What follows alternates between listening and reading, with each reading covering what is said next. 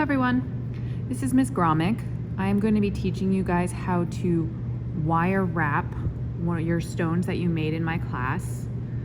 And I'm just going to be teaching you how to make what's called the cage that holds the stone in place. The way you wrap it to finish it off and add a flourish at the end is going to be completely up to you and your design. I'm just teaching you the base part. So basically what I'm teaching you is to get to this part where the stone is in place and you have what's called a bail, which is a curve that the string goes through to hang from. And then these extra wires in the front are for you to design and curl and manipulate as you would like for your own style. So first you need to pick a stone that you're going to work with, and then you need to get 3 pieces of 20 gauge wire that are 10 inches long. So all 3 of these are 20 gauge wire and they're 10 inches long, and I usually work with the same color. So for this I'm going to use the brass wire. Now what I want to do is I want to make sure I find the center of all 3 of these pieces of wire, and I want to keep them so that they are perfectly next to each other in line with no overlapping. And I am going to take my flathead pliers to grab all of that together and hold that in place. Now I'm going to take a piece of 26 gauge wire. It's very thin, easy to curve wire, and I am going to cut a piece of it off that's about 4 inches roughly. And I'm going to take that piece and I am going to wrap it around all 3 of my wires here that I'm holding in place. And I want to wrap it in a way that keeps all 3 of them next to each other, not crossing each other. I'm going to take my wire, and I like to hold on to the end of the wire, and then I can go around once, twice, and I'm going to go around 10 or 15 times, making sure the wires always stay next to each other. So I'm pulling tight enough that it holds all 3 next to each other, but not so tight that they start to overlap each other. And once I have it started, I can even let go and not hold with the pliers anymore. The pliers were just to help me get started. I can just pinch it with my fingers and then keep wrapping. So the key is to make sure that nothing is overlapping itself. I want everything to look nice and neat. So you can see my weaving is all next to each other, nothing overlapping. And then the 3 base wires are all next to each other, nothing overlapping. Super, super important that we keep all of those guys completely separated. And if you do start to have overlapping, undo whatever you just did. Like I just have overlapping now. Mr. Chen to add 116. Mr. Chen to add 116, please. So if I have overlapping, I just take my flathead pliers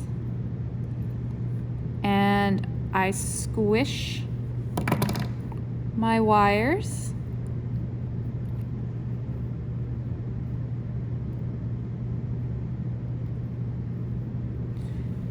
using my flathead pliers into place. There we go. I just had to squeeze it there. And then I can repinch all of my wrapping together to make my wrapping nice and neat. And if I need to, I can also pull my wrapping tighter.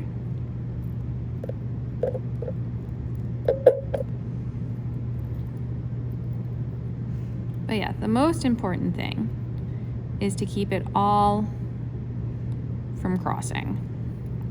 And then I can keep going. I want to do about 1/4 of an inch of wrapping.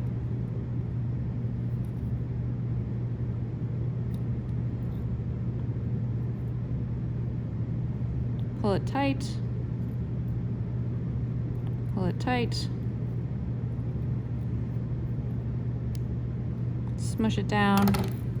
Now you can see my wrapping isn't the neatest there. It separates a little, so I want to try to make it shove up against itself as much as possible to make it look like it's neater. You don't want separation. Sometimes that happens.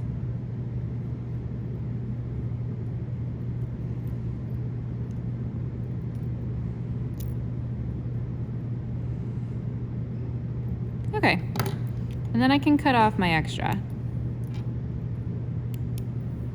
Now those little ends are sticking out, so I'm going to take my needle nose plier. I call it a needle nose, but the proper term is chain nose. And I'm going to just tuck those ends in to the main piece to make sure that nothing is sticking out and going to poke me or catch on my clothes.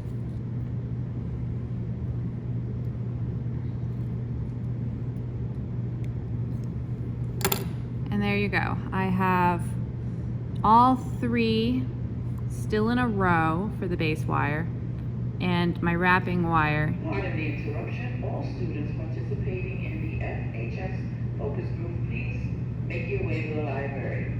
All students participating in the FHS focus group, please make your way to the library. Thank you. And my wrapping wire is nice and neat as well, not overlapping. And it's in the center of all these pieces. Now, if it's not completely in the center, mine moves a little, so you could just slide yours over. It doesn't have to be perfect. So I'm gonna set that down. And now what I'm going to do is take my stone that I have chosen and put it up against where I've wrapped in the center here. And I want to kind of create a wall that goes against the stone. So what I'm going to be doing is basically, it's going to be going straight up and down against the stone. So when I set it down on the table and have that wall up against the stone, I'm going to start bending the wire around my stone. Does not matter the size or shape of your wire, but you want to keep the stone against the table and then keep your wires against the stone so that you're bending them to fit specifically the shape of your stone. And I'm going to crisscross my wires, and then while it's on the table there, this is like the trickiest part, I'm going to take my flathead pliers and I'm going to drag them on the surface of the table together and pinch, as I hit my camera, and pinch while keeping my stone in place. You can see I'm pushing down on my stone. And then I'm going to wiggle the top where I've pinched so that when I pinch them together, it all just goes around my stone. So the stone needs to stay in between all those wires. The wires should not be underneath the stone. They shouldn't be on top of the stone. And I'm pinching with my stone in the center there. You can see that. When I let go, you will see that there is a bend or a mark in your wire. And we want that. That's part of this whole thing. Okay? So the reason we did 3 and we kept them separated is because I want you to have sections. There should be, if I separate these, a front section, a middle section, and a back section. These are important because the front section will end up holding the front of the stone in place. The side section runs along the side of the stone to hold the stone in place. And the back section goes behind the stone to keep the stone in place. So having your sections where they need to be is important. Once I've separated out my sections, I'm going to take another piece of thin wrapping wire. That's another about 4 or 5 inches. And without my stone in place this time, I don't need my stone, I am going to pinch this together and wrap my thin wrapping wire just around that section that has the little kink in it, the little bend. And I'm only going to do that 5 or 6 times. I don't want to have a huge amount of wire in that spot. Okay? And so that's what it should look like. I can cut my extra off. Again, tuck in your ends so they don't stick out and stab you or catch on your clothing.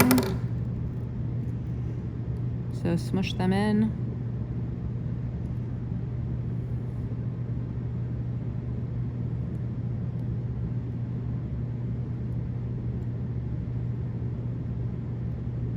Okay, and then check to make sure that your stone fits inside that little space that you've created.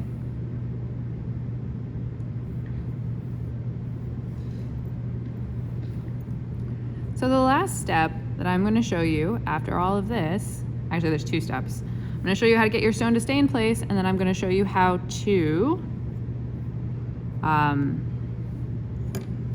make what's called a bail. It's the curved part that your stone hangs from. So here we go. How to make your stone stay in place. You don't have to have your stone right now in place, but you want to pull apart on both sides, your front, your back, and your middle, so that you can tell what they are. Front,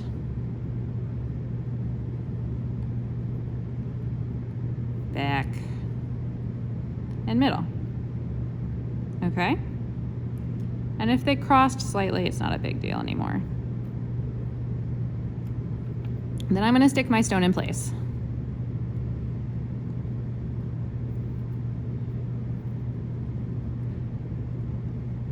And I'm going to take the front, there we go, and put the front over the front of my stone. And I'm going to take the back, and I'm going to put the back over the back of my stone. So with the back, I'm going to take it, I'm going to push them closer together.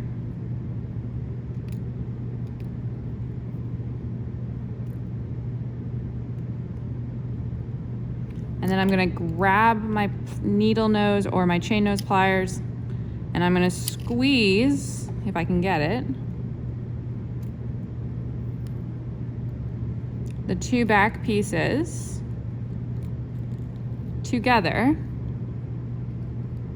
I'm going to wiggle it back and forth a little, side to side, so that I create this bend that my back of my stone will rest against. Then I can turn my stone over and pull the pieces that are in the front onto the front of the stone. And my side pieces should go onto the sides of my stone. And the 2 pieces in the front, I'm going to pinch together as well. And you can give them a little wiggle if you want to make the pinch more of a mark. Sometimes I like making the mark.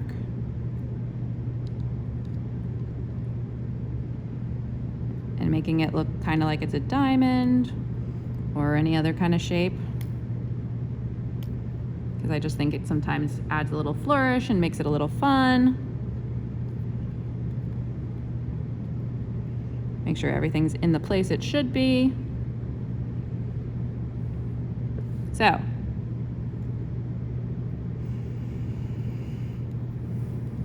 I'm squishing this. I should have this wrapping should be more in the middle down here. There we go. So I have my wrapping down at the bottom of my stone. I have my fun little shape in the center on the front here.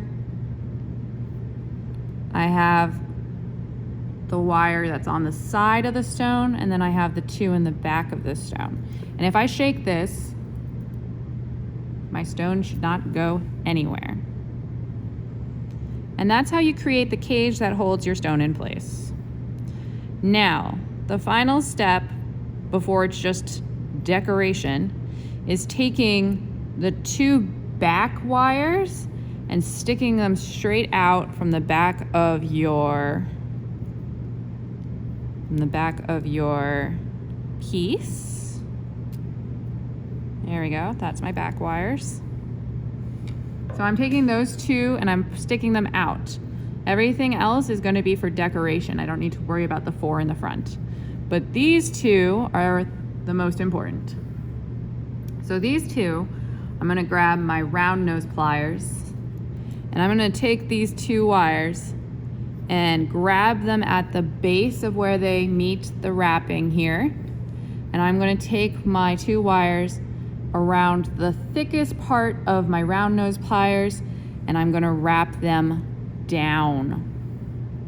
So I am using my thickest part of my round nose pliers and wrapping downwards. So that way I have a curve with these 2 wires. Again, these are the furthest wires to the back of the stone. So I should have 2 curves there. Now, this is where we take another piece of thin 26 gauge wrapping wire and we cut another, this time I'm going to give myself even more, like 6 inches. And I am going to take this 6 inches and I am going to wrap not only around the base of this stone, but also around the 2 loops that I've created so that everything is put, let me give myself more room, so that everything is put together and pulled together so that it doesn't slip off or come undone. So I'm going to take this and I'm going to pull tight, and you want to, and you can even, like, if you want to help yourself, squish them closer so that when you wrap it's easier.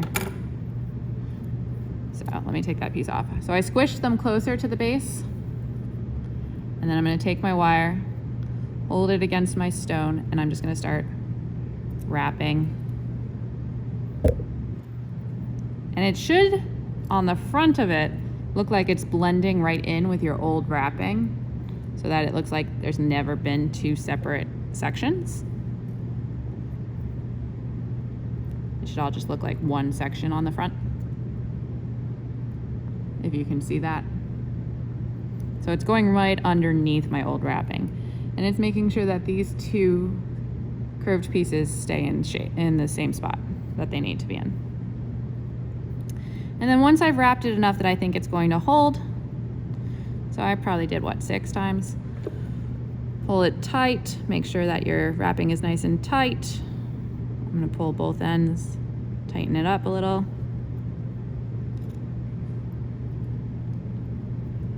And then I can cut off my extra and tuck my ends in. So I'll use my chain nose, needle nose, and tuck my ends in so that they don't stick out and they don't poke anything. So now I have these 2 long pieces in the back of my stone that I just don't need anymore. Ignore the fact that mine's sliding all over the place. I'm just going to slide it back into place again.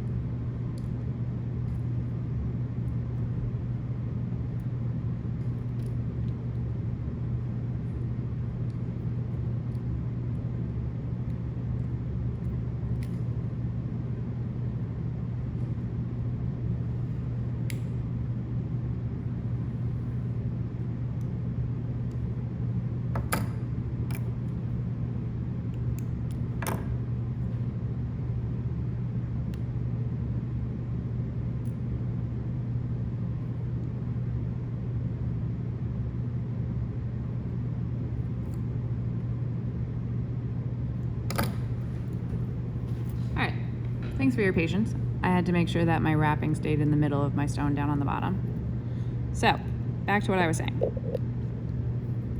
Now I have these two pieces on the back of my stone. And so I need to cut these guys shorter. I don't need them to be as long as they are anymore. So I stuck them straight out from where I wrapped them. I just bent them up. And I'm gonna cut them shorter, but not completely all the way up to my wire.